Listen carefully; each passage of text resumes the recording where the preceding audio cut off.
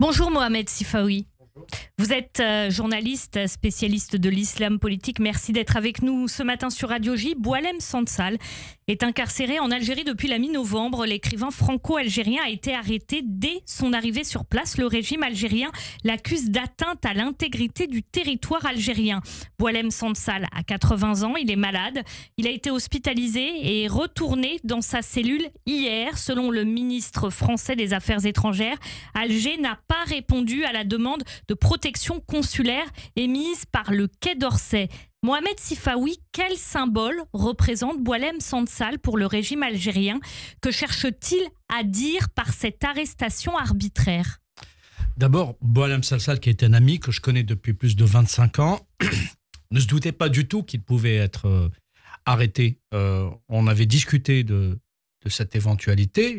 Je l'avais mis en garde parce que, justement, entre ces déclarations qui, à l'évidence, gênaient ou ne pouvaient que gêner un régime comme le pouvoir algérien, et ces allers-retours entre Paris et Alger, il s'exposait, de mon point de vue, à une situation comme celle-ci. Mais il était, je dirais, confiant, entre guillemets, parce qu'il pensait peut-être qu'il accordait un peu trop d'intelligence à ce pouvoir algérien d'Abdelmadjid Tebboune.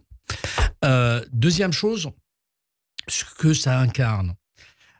Boualem Sansal s'est toujours exprimé librement. Et le régime algérien a toujours laissé quelques auteurs s'exprimer librement pour les utiliser comme caution, notamment dans sa rhétorique ou dans sa propagande à l'égard de l'étranger. Pour dire, regardez, on a quelques journaux libres, on a quelques écrivains qui s'expriment chez vous en France librement, mais qui vivent tout aussi librement en Algérie. Et pourquoi pas Boualem Sansal? Eh bien parce qu'ils estiment à un moment donné que Boualem Sansal a franchi une ligne qui est pour eux inacceptable. D'abord, il lui est reproché de reprendre d'une certaine façon une propagande nationaliste d'une partie de l'élite intellectuelle marocaine, ce qui est inacceptable de leur point de vue.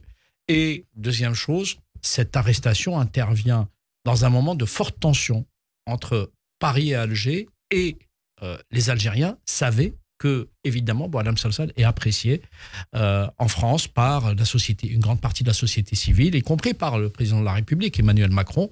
Et d'une certaine façon... De quoi Boualem Sansal, en deux mots, est-il le mot, il est francophone, il est francophile, il est démocrate, il est laïque, il est anti-islamiste, il est opposé au régime algérien, il est tout ce que le régime algérien déteste. Mais, et si vous voulez, son arrestation est effectivement symbolique, mais son arrestation est aussi une sorte de prise d'otage diplomatique pour essayer d'obtenir quelque chose, à tout le moins, de la France, ou d'une certaine façon pour créer ou entretenir le climat de tension avec la France. Il y a eu une résolution qui a été déposée au Parlement européen pour réclamer la libération de Boualem Sansal.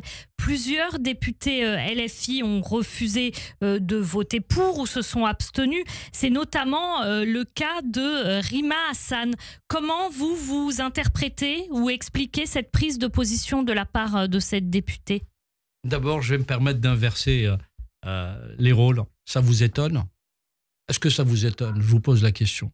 Est-ce que ça vous étonne que Rima Hassan ne vote pas? Est-ce que vous, ça vous étonne? Ben moi, pas du tout. Pourquoi? Parce que Rima Hassan, d'une certaine façon, est l'illustration de ce qu'est son parti. L'ignominie la plus totale et l'indécence la plus vaste, sans limite. Ce sont des gens qui soutiennent des terroristes. Ou en tout cas, à tout le moins, qui ne les condamnent pas.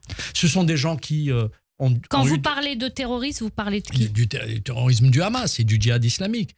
Ce sont des gens qui, vous les avez entendus s'exprimer sur les otages israéliens, par exemple. Donc, d'une certaine façon, que Rima Hassan ou d'autres hurluberlus de la France insoumise apportent leur soutien au régime algérien, c'est une logique implacable. C'est le parti aujourd'hui de la honte en France, ce mouvement qu'est la France insoumise. Mohamed Sifaoui, le député LR François-Xavier Bellamy, parle de lobbying de la part de l'Algérie au sein du Parlement européen, et il dit qu'il reconnaît dans les mots de Rima Hassan ceux du régime algérien pour expliquer qu'elle n'est pas votée en faveur de cette résolution. De quels mots exactement et de quelle propagande parle François-Xavier Bellamy? Le régime algérien, d'abord, depuis plusieurs années, déploie effectivement un activisme sur la question notamment du Sahara occidental, dans sa lutte diplomatique avec le Maroc. Le Maroc en fait autant, donc d'une certaine façon, chacun essaye de faire de l'influence. Mais il est connu, et c'est ce que je déplore, qu'avec la France et qu'avec un certain nombre de partis politiques français, l'Algérie a des relations malsaines. Et inversement, la France a entretenu des relations malsaines avec l'Algérie. Il faut le dire et le souligner. Aujourd'hui, étant d'origine Quand algérienne, vous parlez de relations malsaines, concrètement, ça veut dire quoi? ce ne sont pas des relations d'État à État, des relations malsaines. C'est des relations d'abord qui sont passionnelles. Ce n'est pas des relations d'adultes. On voit bien parfois un enfantillage qui est Par insupportable. Enfin, sur les provocations incessantes de l'Algérie. Par exemple, hier encore, le ministère algérien des Affaires étrangères rend public un communiqué pour déplorer, dit-il, l'accueil des Algériens à leur arrivée dans les aéroports français, ce qui est évidemment faux. Mais d'un autre côté, on a un certain nombre, dans le cheptel politique français, on a un certain nombre de personnalités qui ne sont pas totalement froid quand il s'agit de l'Algérie. Je veux dire, il y a aussi des nostalgiques de l'Algérie française, il y a aussi d'anciens soutiens de l'OAS, il y a aussi des gens qui n'ont jamais été clairs. Et par conséquent, il y a des relations malsaines avec l'Algérie. Par contre, ce que je souhaiterais, c'est que on puisse considérer enfin ce pays comme un État souverain, qu'on lui demande d'agir. C'est pas le cas aujourd'hui? C'est pas le cas. On le voit encore comme une ancienne puissance, l'ancienne colonie. Et inversement, de l'autre côté, la France est vue comme l'ancienne puissance coloniale. Donc il y a ce côté qu'il faut absolument dépassionner. Il n'y a pas à jouer éternellement sur la rente mémorielle. Il y a du côté algérien quelque chose de très malsain, c'est qu'au lieu de répondre sur le fond, sur des questions stratégiques, sur des questions de coopération, systématiquement, l'histoire est convoquée en majesté, j'allais dire, mais pour être mieux piétinée, pour être mieux instrumentalisée. Et on ne peut pas continuer d'accepter que les Algériens soient abreuvés de cette propagande malsaine dont le socle repose sur un discours résolument anti-français. Et en Algérie, il y a effectivement une histoire complexe avec la France. Il y a aussi une histoire de minorité en Algérie. On a appris récemment qu'une maison d'édition avait été fermée en raison d'un livre sur l'héritage juif du pays. Ça, c'est récent. Qu'est-ce qui a changé ces dernières années en Algérie? Vous savez, il y a quelques années, comme souvent, quand je m'exprime, beaucoup ont pensé que c'était excessif, ce que je disais. Je le déplore, parce qu'encore une fois, je suis d'origine algérienne, je le déplore terriblement, ça me fait mal au cœur. L'Algérie est devenue l'un des plus grands pays antisémites dans le monde arabo-musulman. Parce que, travaillé par cette idéologie nationaliste d'abord, qui a fait de l'ennemi sioniste l'alpha et l'oméga de son obsession. Et ensuite, il y a eu évidemment l'islamisme qui a beaucoup travaillé la société. Et le pouvoir algérien a entretenu ce que toutes les autocraties entretiennent, c'est-à-dire les notions d'ennemi intérieur et d'ennemi extérieur. L'ennemi intérieur étant tantôt les démocrates, les laïcs, les féministes, les progressistes, tantôt certaines régions, la Kabylie notamment, et l'ennemi extérieur, c'est soit la France, soit le Maroc, soit Israël. Et évidemment, le juif, avec tous les fantasmes qui entourent naturellement les clichés antisémites, sont entretenus en Algérie, y compris dans le discours officiel. Et ça, c'est totalement insupportable. Ça avait été convoqué pour parler de la France et d'Emmanuel Macron, le terme sioniste. C'est-à-dire que ça ne s'applique pas qu'aux juifs, finalement. Non, mais parce qu'aujourd'hui, par exemple, dénoncer, comme je le fais, le Hamas, est une entreprise sioniste selon la lecture de certains propagandistes algériens. Vous ne pouvez pas imaginer, pour dire les choses vulgairement, ce que je me prends dans la gueule depuis que j'ai pris position contre le pogrom, évidemment, que j'ai condamné. Et il me paraît normal, surtout lorsque on est d'origine algérienne et qu'on a connu la guerre civile en Algérie. Je rappelle que les Algériens ont été les premiers à subir et à souffrir de l'affre du terrorisme islamiste.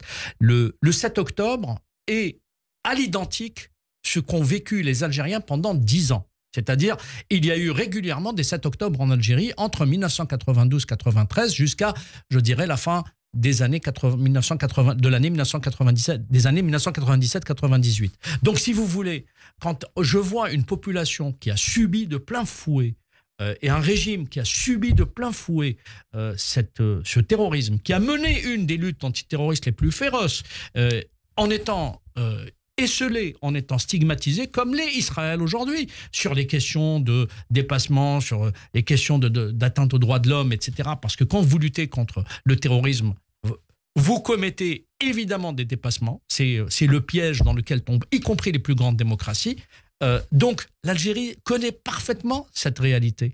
Mais lorsque cette réalité terroriste s'exprime en Israël, elle est là, en train de la soutenir. Et je le déplore. Donc, quand moi, je dénonce le Hamas et les autres organisations terroristes, je suis considéré comme un traître, comme un sioniste, etc. Mohamed Sifawi, dernière question. Vous êtes d'origine algérienne. Vous retourneriez aujourd'hui en Algérie ? Non.